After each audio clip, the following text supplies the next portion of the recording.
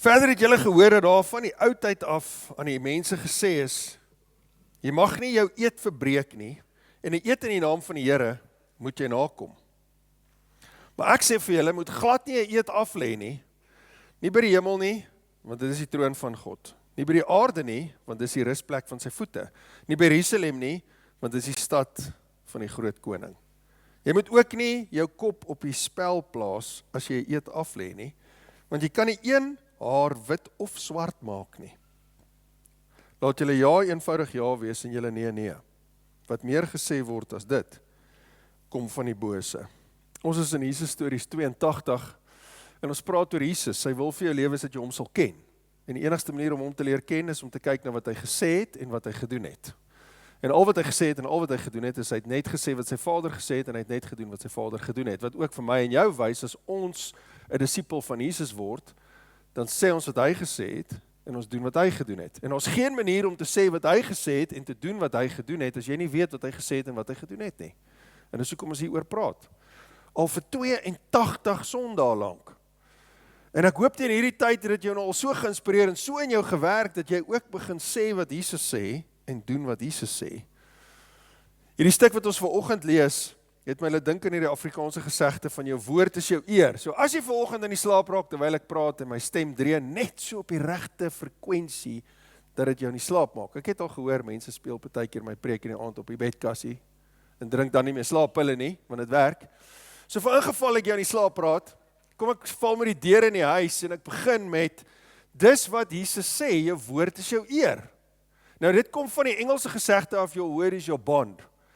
En dit is gebaseer op wat die Bybel sê, maar dit het eintlik eers regtig baie prominent geraak in die wêreld in die 1700s, in die middeleeue. Behalwe dat die Jode dit natuurlik gevolg het die res van die wêreld deel daarvan geraak, baie erg in die 1700s.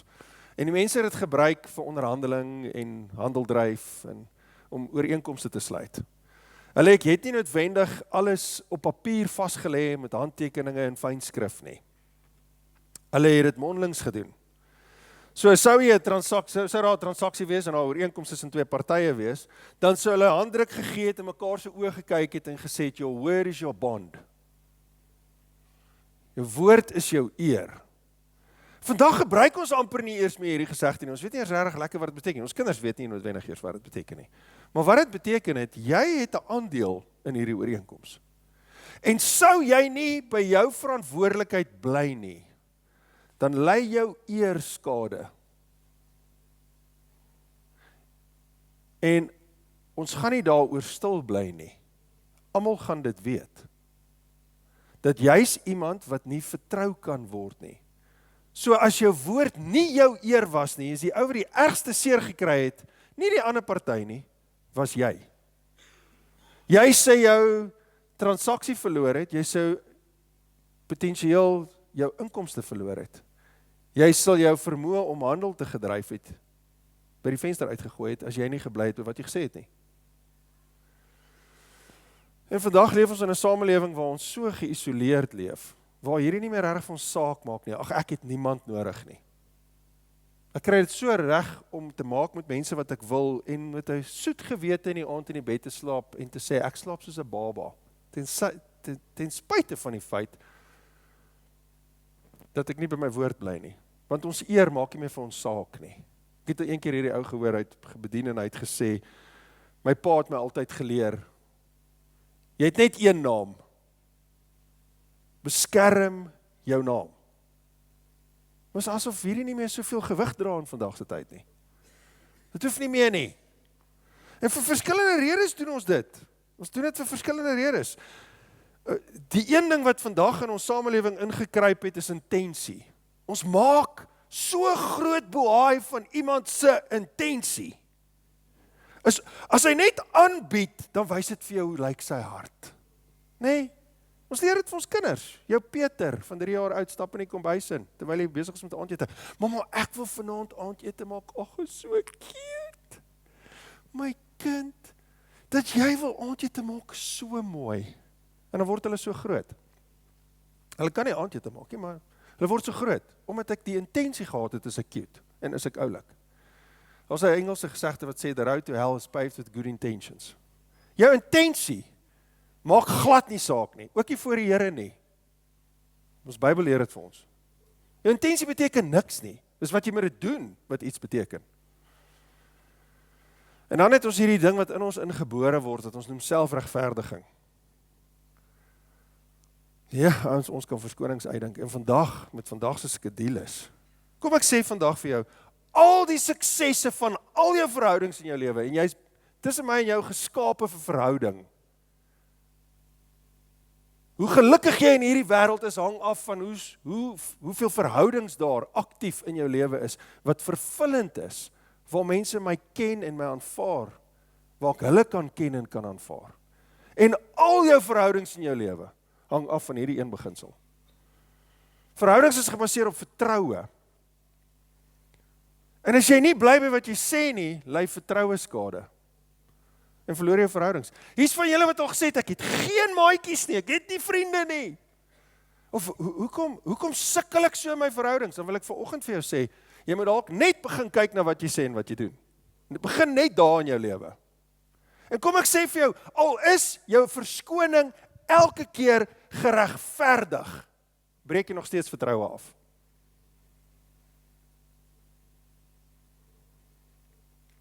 Want as jy gesê het, jy gaan 'n ding doen, het jy verwagting geskep. En as jy terugkom, die skool het gebel, die kinders ry vanmiddag 3 uur, sorry, ek kan nie meer kom nie. Die werk sê ek moet laat werk vanaand. Maak nie saak nie, jy breek vertroue. Ja, maar my verskoning is elke keer geldig. Maak nie saak nie, jy gaan jou verhoudings verloor. Dit wat belangriker is jou werk, dit wat belangriker is jou kind se skoolsport. Elke liewe keer as jy nie, ouens, ek leef met hierdie beginsel in my lewe. Ons kan elke liewe regverdiging in die boek uitdink. Jy gaan wat belangrik is verloor, as jou woord nie jou eer is nie. En dis waar Jesus vanoggend praat, so dit mag dalk bietjie hard wees vanoggend, maar Jesus is besig om 'n punt te maak, wat ek en jy nodig het om deel te maak van ons lewe. Hy is besig om iets te sê wat eintlik baie noodsaaklik is vandag. Baie noodsaaklik is vandag. So, die begin van hierdie boodskap wat Jesus hierso, die opskrif vir vandag se stukkie is, die aflê van 'n eed. Nou ek moet so 'n bietjie konteks eers vinnig vir julle gee, as jy die paar laaste Jesus stories gemis het, om jou vinnig op die bladsy te bring. Ons is in die bergpredikasie van Jesus. Dis al die heel belangrikste goede wat Jesus gesê het, oor al die preke wat hy oral gepreek het, Matteus gaan opsom in een preek, en hulle noem dit die bergpredikasie, en jy lees dit in Matteus 5, 6 en 7. En hierso lees ons oor verskillende goed waaroor Jesus gepraat het, en hierdie spesifieke gedeelte in die preek gaan alles oor waar Jesus begin het en gesê het, ek het nie aarde toe gekom om die wet en die profete ongeldig te maak nie. Inteendeel, ek het dit gekom om dit volle betekenis te gee. En vir wie hy dit eintlik in konteks sê, is vir die skrifgeleerdes en die fariseërs, want hulle sou presies verstaan het wat Jesus gesê het, hy dit gesê het. Die mense oor die algemeen wat net hierdie skrifgeleerdes en fariseërs gevolg het, sou nie noodwendig eers die volheid hiervan verstaan het nie. Daar sou baie gewees het, maar die fariseërs en die skrifgeleerdes het dit presies verstaan. Hulle het gevoel, Jesus is half in oppositie teen wie hulle is. En Jesus sê, nee, inteendeel, ek is oorgehaal op dit wat julle sê julle doen. Ek het nie gekom om dit ongeldig te maak nie. Hy sê, wat julle doen as skrifgeleerdes en fariseërs, julle wil vir die hele wêreld vertel, julle is 100% gehoorsaam aan God se wet. Julle kry dit 100% reg, want julle vas 2 keer 'n week, julle gee 23% van julle inkomste, julle hou die Sabbat heilig, julle volg die hele wet, in die tussentyd vrot jy in die binnekant. Jy kyk net na jou buitekant, en jy vrot in die binnekant. Jy ignoreer wat jy regtig in die binnekant ervaar en doen en voel. En dit was Jesus se punt met die hele ding, en dis hoekom hy hiermee begin het. Toe sê hy, julle het gehoor, as jy moord pleeg, moet jy voor die hof gaan staan. Ek sê vir jou, as jy kwaad is vir jou broer, moet jy voor die hof gaan staan. Wat eintlik net 'n bewys was van, reinheid is nie net in die buitekant nie. Dit begin in die binnekant. En julle het hierdie skynheilige beeld wat julle voorhou, in die tussentyd is julle vrot in die binnekant. Die week daarna het hy gesê, ek sê vir jou, mag jy egbreek pleeg nie, maar as jy net iemand begeer, het jy egbreek gepleeg. Ons het oor al hierdie goed nou gepraat oor die laaste 3 weke, as jy dit wil kyk op ons YouTube channel. En vandag praat Jesus oor die aflê van 'n eed. En hierdie is nou nie deel van die 10 gebooie nie. Dis net nog 'n wet wat hy vir hulle gegee het deur Moses. Om nou vir hulle hierdie punt te illustreer van hoe skynheilig hulle eintlik is. En hoe hulle eintlik leef. So hou dit in gedagte wanneer ons hierdie gedeelte vanoggend lees. Dis die konteks waarvan ons praat hierso. So hier is nie noodwendig so verskriklik van toepassing op hoe ons vandag dinge doen nie, want vandag lê mense nie sommer net meer 'n eet af nie. Ons is nie altyd gewone aan nie, maar ek sal dit mooi verduidelik soos ons aangaan. So hy spring weg, hy sê verder, het julle gehoor dat daar van die oudheid af van die mense gesê is, jy mag nie jou eed verbreek nie, en 'n eed in die naam van die Here moet jy nakom. Waarvan praat Jesus as hy dit sê? Hy praat van Numeri 30 vers 2, ek lees dit vir julle. Dit is hoe hy vir hulle hierdie opdrag gegee het. Hy het gesê, as iemand aan die Here 'n gelofte doen, of met 'n eed 'n verpligting op hom neem, mag hy sy woord nie breek nie, hy moet hom aan alles hou wat hy beloof het. Dis 'n wet wat God deur Moses vir sy volk gegee het. En hoekom doen God dit? Vir 2 redes. Ons het al 'n paar keer hieroor gepraat. Hoekom het God die wet gegee vir die mense in die Ou Testament? Vir 2 redes. In die eerste plek, om vir die mens te wys, hulle het 'n verlosser nodig. Daar's nie een van ons in hierdie plek vanoggend wat al 100% by ons woord gehou het nie. En God het geweet hulle gaan nie kan nie. En hulle moes ook oortuig geword het daarvan. Maar hoe gaan hulle oortuig daarvan word as hulle dit nie sien self nie? Nie self beleef nie. Ek hoop nie jy sit vanoggend so arrogant hier en dink, Johannes, ek hoor jou praat en ek weet wie met hierdie preek hoor nie. Want nie een van ons kry dit 100% reg nie. Hier is eerste vir jou, dis hoekom jy vanoggend hier is. Jy kan hom na die tyd rondstuur. Nie een van ons kry dit reg nie. Dis hoekom ons die wet gekry het. Die tweede rede hoekom ons die wet gekry het, is om vir ons te wys wie God is. God is altyd opreg en eerlik. En iemand van integriteit. Alles wat hy sê, doen hy. Oor 4000 jaar wat die Ou Testament ingeskryf is, het hy beloftes gemaak deur profete, deur Moses, alles wat geskryf is in die Ou Testament. Elke liewe een het hy laat waar word in sy seun Jesus Christus, toe Jesus op die aardbol opdaag. Sy woord het nooit op die grond geval nie. Nooit. En dis om vir my en jou te wys wie God is. Dis hoekom hy daai reël vir hulle gegee het. En nou sê hy vir hierdie klomp fariseërs wat hier voor hom staan, hy sê, julle het hiervan gehoor. Moenie 'n eed af lê nie. Ag, hy sê vir hulle, as jy 'n eed af lê, mag jy dit nie verbreek nie. Nou, voor ek aangaan, wil ek net vir julle sommer net so vinnig 3 stories vertel wat in die Ou Testament gebeur het, waar hierdie gebeur het, waar ouens voor die Here gaan staan het en 'n eed afgelê. Die eerste ene is Jakob en Esau. Esau het vir Jakob gejag, letterlik gejag, en Esau was 'n jagter, omdat sy broer sy eerstegeborene reg by hom gevat het en hom gemanipuleer het om dit te kry.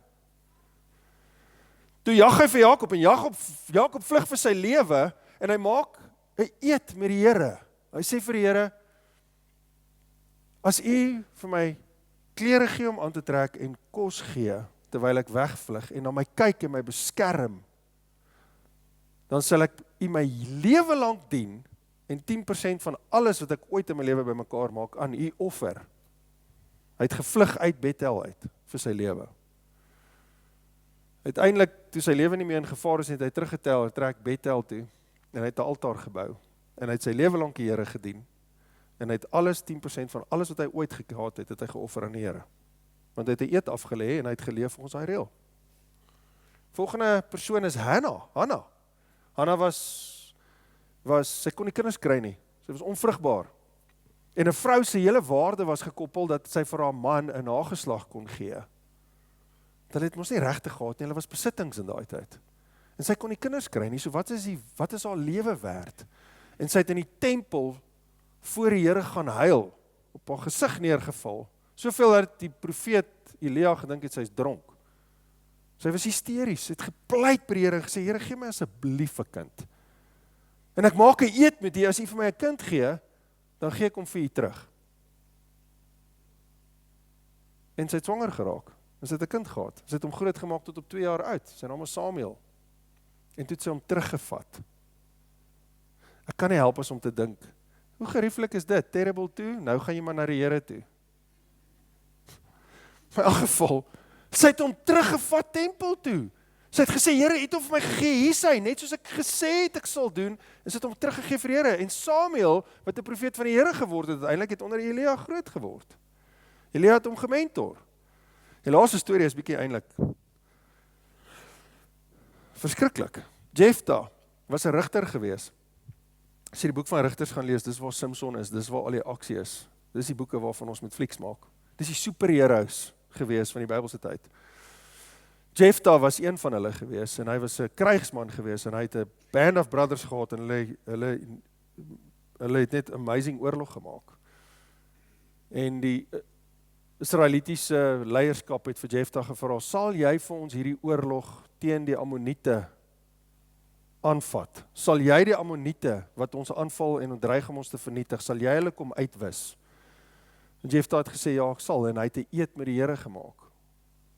En hy het vir die Here gesê, die eerste ding, as U my help om hierdie oorlog te wen, die eerste ding wat uit my huis uit hardloop en my kom verwelkom en my gelukwens met my oorwinning, uit my huis uit, die eerste ding wat uit my huis uitkom, sal ek aan U offer. En hy het die oorlog gewen. En toe ek die storie lees, dink ek, okay, hy het seker 'n hond gehad wat hom heavy geïrriteer het. Of moontlik was dit dat hy nie gelukkig getroud was nie. Maar dit was nie dit nie. Die eerste persoon wat uit sy huis uitgekom het, was sy enigste kind, sy dogter.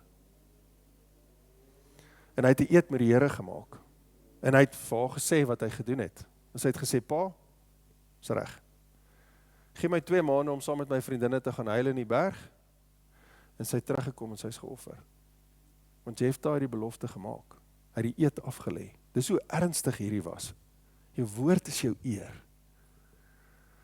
In die Ou Testament het nog baie sulke stories. Dis net so vinnig om vir julle 'n voorbeeld te verduidelik van wat Jesus hierso sê. Julle weet, julle almal wat hier voor my nou staan en na my luister, julle weet dis hoe dit werk.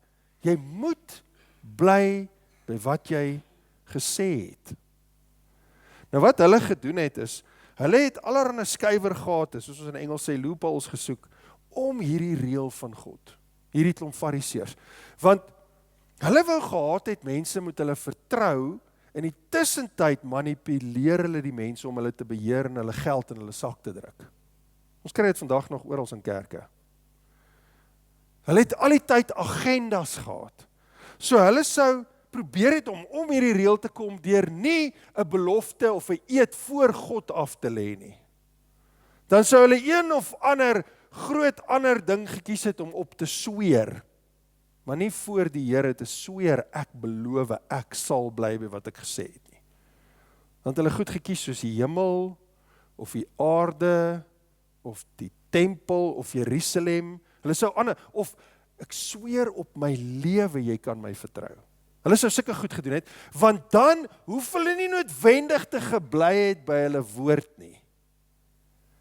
Hulle hoef nie noodwendig nie. Hulle sou sulke goed gedoen het. En dan gaan die storie aan. Jesus sê vir julle, ek sê vir julle, moet glad nie 'n eed aflê nie. Nou maar wat nou van Numeri 30 vers 2, van as ek 'n eed afgelê het, moet ek daarby hou. Jesus sê die punt daarvan was juis gewees om vir jou te wys, jy's 'n mens. Jy het redding nodig. God is altyd eerlik, altyd opreg. En wat jy nodig het om te doen is, jy moenie daai eed aflê nie. Hy sê, nie by die hemel nie, want dis die troon van God. So nou kom julle by die mense, en julle sê vir hulle, luister, die Here gaan vir jou seën, want dis wat hulle gedoen het. Die Here gaan jou seën, en dis arme mense. Hulle soek enige straaltjie van hoop. Al wat jy moet doen is, jy moet alles wat jy verdien vir my gee. Die Here gaan vir jou seën. En ek sê vir jou, ek sweer by die hemel, dat dit sal so wees. En as dit nie so was nie, ek het dan nie gesê, ek lewer die Here as 'n waarborg nie, dit was net die hemel. Jesus sê vir hulle, nie by die hemel nie, want dis die troon van God. Met ander woorde, hy sê eintlik vir hulle, wees eerder net eerlik, wees opreg. moenie goed sê wat nie waar is nie. En maak nie saak of jy dit by die hemel doen nie, God het jou gehoor. Dis sy troon, dis waar hy is. So dis net so goed jy het voor hom gedoen. Jou loophole wat jy soek bestaan nie, met ander woorde. Hy's besig om vir hulle dit te sê. Dan sê hy, nie by die aarde nie, want dis die rusplek vir sy voete. Hy's daar ook. Dis net so goed jy het voor hom gedoen. Nie by Jerusalem nie, want dit is die stad van die groot koning. God se teenwoordigheid was in die tempel-area gewees. Hy was by sy mense, sy uitverkiesde volk. Hy's oral. So elke belofte wat jy maak, hoor hy. En is so goed soos, jy het 'n eed afgelê voor hom. Hy weet daarvan. Daar is nie 'n manier verby dit nie. En Jesus se punt is eenvoudig. Moenie probeer om mense te manipuleer nie. Moenie te probeer om hulle te beheer nie. Dit is nie binne jou vermoë nie. En as jy dit reg kry, is jy nie 'n sterretjie vir jou nie. Jy's besig om God, dit wat in God se beeld geskape is, te manipuleer. En daarvoor gaan jy verantwoording doen. Dis sy punt. Jy gaan verantwoording doen vir dit. Want hulle intensie was onheilig. Jy moet ook nie jou kop op die spel plaas as jy eet aflê nie. Want jy kan nie een haar wit of swart maak nie. Jy kan sien in die Bybelse tyd was daar nog nie haarkleersel nie. En Jesus het dit duidelik nie geweet nie. Dit was 'n grappie, maar julle is dalk te ernstig nou vir dit. Jy moenie op jou lewe sweer nie. Met ander woorde, ek beloof jou met my lewe, met my erewoord. Jy kry mense wat op hulle ma sweer, né? Ek beloof jou op my erewoord. Ek het hierdie ding van, as iemand enigstens 'n missie het, dat jy hom moet vertrou, dan sit vir my net rooi ligte. Dis net rooi ligte. Inteendeel wat jy met my doen, is as jy dryf my verder agteruit. Want dit beteken daar's een of ander onsekerheid in jou binnekant. Dit beteken daar's 'n agenda.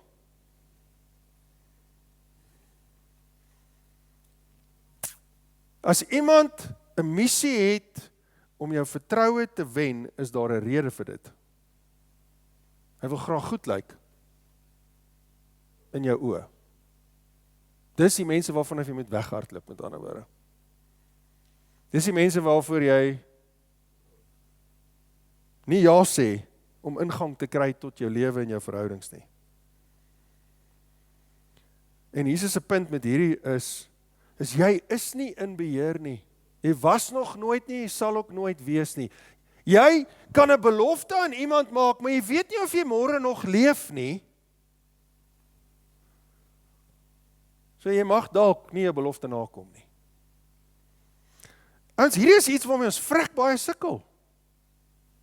Ek was hierdie week wat nou verby is, ry ek na 'n maatskappy toe en ek doen 'n transaksie.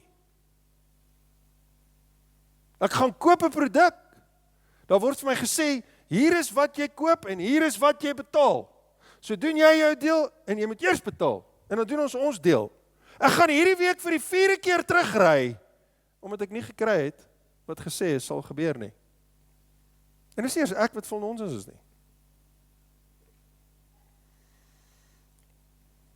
Dis net hoe ons vandag funksioneer.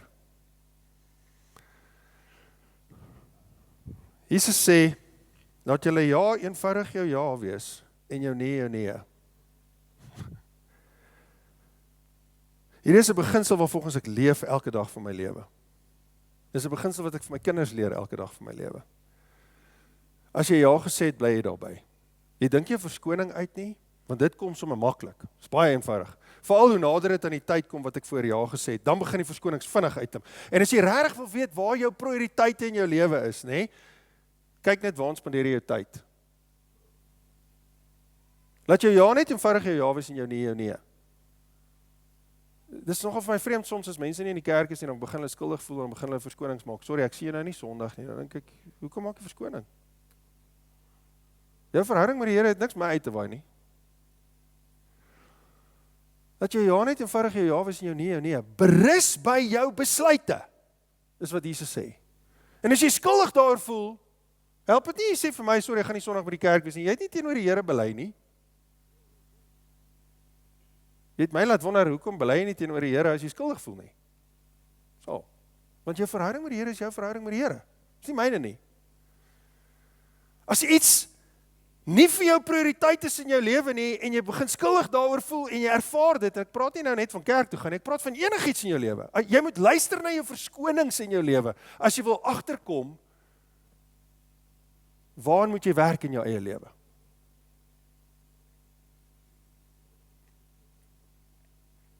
Laat jou ja net eenvoudig jou ja wees. As jy gesê het jy doen dit, al raak dit ongemaklik, al is dit ongemaklik. Doen net wat jy gesê het jy gaan doen, sonder enige verskonings. Kom ek sê vandag vir jou dade praat die hardste in jou lewe. Baie harder as jou woorde. Jou woorde beteken niks, as jy dit nie doen nie. En jy lieg vir jouself as jy dink jou woorde beteken enigiets, as jou dade dit nie getuig daarvan nie. Ons sit met hierdie krisis in ons lewe, dat ons jok vir onsself. Dis hoekom ons verlossing nodig het. Dis hoekom ons die Here se leiding nodig het. Jesus sê, moenie beloftes maak nie. Met ander woorde, moenie hou by Numeri 30 vers 2 nie. Want dit was nooit vir jou gegee, omdat jy dit 100% sou regkry nie. Dit was om vir jou te sê wie God is. En as jy werklik 'n kind van die Here is, as jy werklik gered is, dan sal jou hele missie met jou lewe wees, om te sê wat hy sê en te doen wat hy gedoen het. En sy ja was sy ja, en sy nee was sy nee. En jou dade sal 'n bewys wees daarvan, en dit sal jou eer uiteindelik wees. Dit sal namens jou getuig in jou afwesigheid. Altyd. Nie iets waaroor jy hoef bang te wees nie. Hy sê wat meer gesê word as dit, kom van die bose af. Daar's mense in my lewe. Enige iets wat hulle vir my sê. Enige iets. Dra feitelik geen gewig nie. Want ek het geleer, dit maak nie saak wat hulle sê, wanneer dit gaan gebeur en hoe dit gaan gebeur nie. Dit gaan 10 teen 1 nie gebeur nie. Dan sal mense in my lewe, as hulle iets sê, dan maak dit my half bewerig. Christus, ek weet nie of ek kan sien vir hierdie nie, want ek weet alles wat hulle sê, doen hulle. En ek weet nie of ek noodwendig nou reg is hiervoor nie. En ons almal het sulke mense in ons lewe. Wie is jy? Jesus sê wat meer gesê word, kom van die bose. Hoekom sê hy dit kom van die bose? Want dit is presies dieselfde wat in die tuin van Eden gebeur het met die slang en Eva. Dit is presies dieselfde. Die slang het 'n agenda gehad. Die slang wou gehad het Eva moet hom vertrou, en al hoe hy haar kon kry om hom te vertrou, was om vir haar te lieg en haar te manipuleer. En hy het dit reg gekry. Hy het gesê, wat gaan gebeur as jy die vrug eet? Sy het gesê, God het gesê, ons gaan verseker sterf. Julle sal nie verseker sterf nie. Hy wil net nie hê jy moet so slim soos hy wees nie. Hy wil net nie hê jy moet soos hy wees nie. Ons het die vrug geneem en het hom geëet. Enige iemand wat by jou kom met 'n klomp verduidelikings en altyd 'n verskoning en altyd, dit is net so goed soos boos. Dit is boosheid. Dis iets waarvoor jy weghardloop. Dis iets. As jy wil weet wat se vriende in jou lewe is, die vriende die moeite werd om aan te neem en deel van jou lewe te maak, is luister na wat hulle sê en kyk wat hulle doen. Dis nie oordeel nie.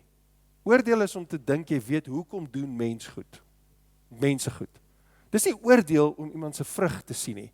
As ek vir jou gesê het jy steel, as jy gesteel het en iemand kom vir jou en hy sê vir jou jy het gesteel, het hy nie geoordeel nie. As hy vir jou sê hoekom jy gesteel het hy jou geoordeel. As hy vir jou sê jy het gesteel en jy het gesteel, het hy net die waarheid gepraat. En al wat ons nodig het in ons lewe te doen om te weet of ons goeie vriende in ons lewe het, is luister net na wat hulle sê en wat hulle kyk na wat hulle doen. En doen hulle wat hulle sê. Al jou geluk in jou lewe, die meeste van die geluk in jou lewe, die opwinding in jou lewe, kom alles van jou verhoudings af. Die vermoë om jouself uit te leef en jouself te kan wees. Te weet mense het jou lief vir jou om vir hulle liefde te gee en vir hulle om vir jou liefde te gee. En ek sê vandag vir jou, dit word bepaal deur jou vermoë dat jou ja is en jou nee is. As jy dit minag, is dit waar jy die swaarste in jou lewe gaan trek, is op verhoudings. En dan moet jy nie wonder hoekom nie. Ons is veronderstel om studente te raak van wat ons sê en wat ons doen. Ons moet konstant bewus wees daarvan. Ons sukkel met eerlikheid en opregtheid. As iemand jou bel en jy is nie lus vir 'n kuier nie, dink jy verskoning uit. In plaas van om te sê, ag ek is nie lus nie. In plaas van om te sê, jong, sorry, ek is nie emosioneel, ek het nie nou die emosionele kapasiteit hiervoor nie. Wat ook al. Ons sukkel daarmee, want ons hou daarvan dat ons 'n goeie beeld het. In die tussentyd breek jy jou eie beeld af. Jy breek jou eie eer af. Jy bou 'n reputasie op. Wat leer ons by Jesus vanoggend? Nommer 1. Alle beloftes word voor God gemaak. En word ons aan verantwoordbaar gehou voor God. Jy kan dalk vir jouself vertel, my gewete is skoon. Jy gaan dit dalk eendag vir die Here moet verduidelik, dat jou gewete was skoon. Hy weet presies wat jy doen en hoekom jy dit doen. Hy ken jou beter as jy jouself ken. En om eerder eerlik met jouself te wees is die beste pad vorentoe. Nommer 2, moenie beloftes maak nie. Moenie vir mense goed beloof nie. Ons gaan staan voor die kansel en trou ons. Dis seker een van die grootste beloftes wat ons in ons lewe maak. Maar ons sê ook daar, tot die dood ons skei. En ek kan môre doodgaan. Gaan ek by jou bly, gaan ek vir jou lief wees. Maar die Here se genade, met hom as verwysing. En as hy jou verwysing is in 'n huwelik, gaan jy by mekaar bly, tot die dood jou skei. Want hy is eintlik die een, wat vir jou sê hoe om lief te hê. Hy is eintlik die een wat julle by mekaar hou. Oor die algemeen, moenie beloftes maak nie. Moenie beloof as jy nie in beheer is nie. Sê net ja of nee. Praat die waarheid. Wees eerlik. Dis wat Jesus vanoggend hier sê, en hy sê dit vir die fariseërs, en hy sê dit vir die skrifgeleerdes. Hy sê, hou op om mense te manipuleer, of te probeer manipuleer. Hou op om so baie van jou ster te dink, dat jy jou eie beeld in ander mense se koppe wil opbou. Praat die waarheid. Wys vir hulle hoe afhanklik jy is van God. En dan sal hulle ook afhanklik wees van God. En doen wat jy sê jy gaan doen. So, dis die eenvoudigste wat dit is. Laat jou ja wees, en laat jou nee wees. Ons bid saam. Ons sê ons Vader, ons gee al die eer en ons loof en ons prys U vir U woord. Dankie dat U ons verkoop, dat U ons nuut maak, dat U ons manier van dink verander, sodat ons U kan dien. Here, help ons om ons trots neer te lê, en ons eie siening en ons eie hoë opinie van onsself neer te lê, en meer U aan te hang. Help ons om verby ons verskonings te kom, en ons manipulasie, en ons onsekerhede, Here. Mag ons doen wat U doen en sê wat U sê. Dankie, Here, dat ons 'n God het wat nie kan lieg nie. God het wat altyd by elke woord bly by wat hy gesê het. Here, dis as gevolg daarvan dat ons vanoggend hier is. Dat ons die genade het. Here, dankie vir die genade om vanoggend hierdie woord te hoor. Mag dit nie net by die ander oor uitgaan en dit nie deel word van ons lewe nie. Help ons met dit, Here. Ons bid dit in U naam. Amen.